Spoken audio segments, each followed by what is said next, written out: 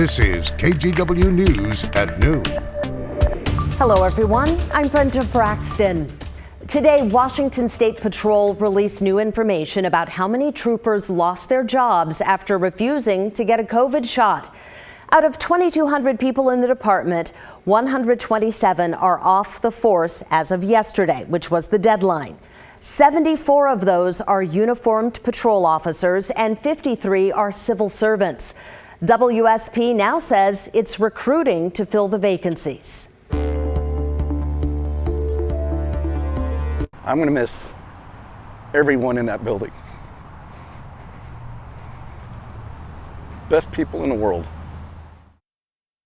You just heard from that trooper there getting emotional. He is now unemployed because of the vaccine mandate. But it's not just the troopers. This order applies to hundreds of thousands of state workers, including teachers and healthcare providers. Washington has one of the strictest mandates in the country, and Governor Inslee says it's working with 92% of employees fully vaccinated. But those who aren't are struggling to process the loss. And why? Not because I'm a bad nurse, not because I did something wrong in my job, but because I refuse to take a vaccine that goes against my religious beliefs. Between my service to the country and the citizens of the state of Washington, I've got over 25 years, and it feels like, trying to put it nicely, I guess, it doesn't count for anything. Last week, Legacy Health said just 5% of its staff was unvaccinated.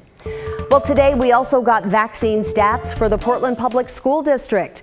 PPS says 5 classroom educators, 7 paraeducators, 16 custodians, 6 nutrition staff, and 3 student transportation drivers will not be coming back to work.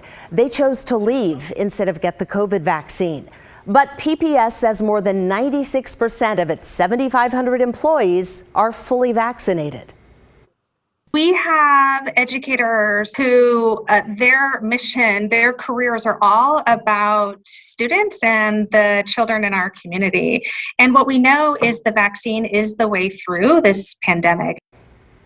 Sharon Reese, who is the chief of HR for Portland Schools, says the district has already hired substitutes for the handful of teachers who are leaving. This noon, we have a follow-up on the escalating gun violence in Portland. As we told you yesterday, the city has seen more than 1,000 shootings this year. That's the most ever, and 2021 isn't even over yet. KGW's Mike Benner has reaction from the police chief and from the neighborhoods impacted by this violence. Can I see? Monday morning at Mount Scott Park in Southeast Portland, Cherie Chin walks her little dog Ruby, a daily activity she chooses to do in daylight. And I never would come at night and because she's not a watchdog yet. And Chin isn't the only one avoiding the park after dark. We met a dad at the playground who refuses to venture out at night. Once it gets dark and he has to go to the park, we're kind of like, nah, not right now, maybe tomorrow. There have been more than 400 shootings in the East Precinct, a number of those happening in the Mount Scott Arleta area. In fact, neighbors say there are stretches when the gunfire is nightly. Just listen to what one neighbor caught on a home security camera.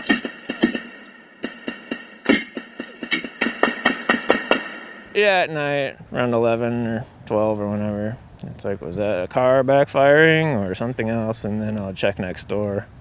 And people like right here, like, yeah, it was right in front of my house. I had to knock my mom down so she didn't get shot. Unfortunately, similar stories are playing out all over Portland. This past weekend, the Rose City saw its 1,000th shooting of the year.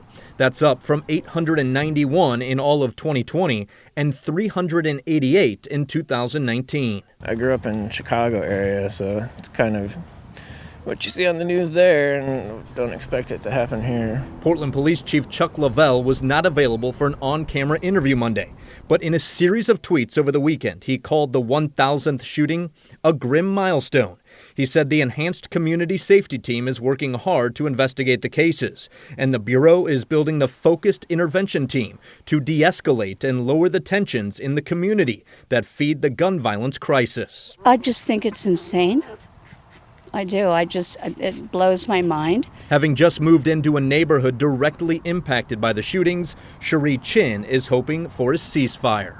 Let's make it right. Let's make it right. That was Mike Benner reporting for us. Portland police also say roughly half of those shootings are gang-related. Another 25% are connected to crimes like robberies, road rage, and domestic violence. The last 25% involved disputes within the homeless community, which is relatively new. Other contributing factors include loss of support systems during the pandemic and easy access to guns. Our investigative reporter Kyla Boshi took a closer look at the problem. You will find his full report on KGW's YouTube channel. Well, October is National Cybercrime Awareness Month, and the FBI has a warning. Experts say hackers strike every 39 seconds, and the attacks come in many different forms.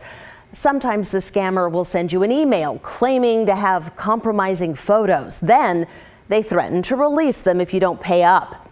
The FBI also says scams come from links and attachments, so be very careful about what you click on. Protecting those accounts that are most impactful for you from a shopping perspective and finance perspective. So if you're shopping at Best Buy or Target or Amazon, online retailers, make sure you have a good solid password for those sites. Make sure you're using some second form of authentication. If you're the victim of a cyber scam, contact your bank and the FBI just as soon as possible. After 72 hours, they say it's difficult for law enforcement to get your money back, especially if it's gone overseas. Okay, here's something helpful for local restaurants during the pandemic. Beaverton is on track to make outdoor dining permanent. The City Council voted to extend it until September of 2022. The outdoor dining permits allow businesses to expand onto the sidewalks and streets and into parking lots.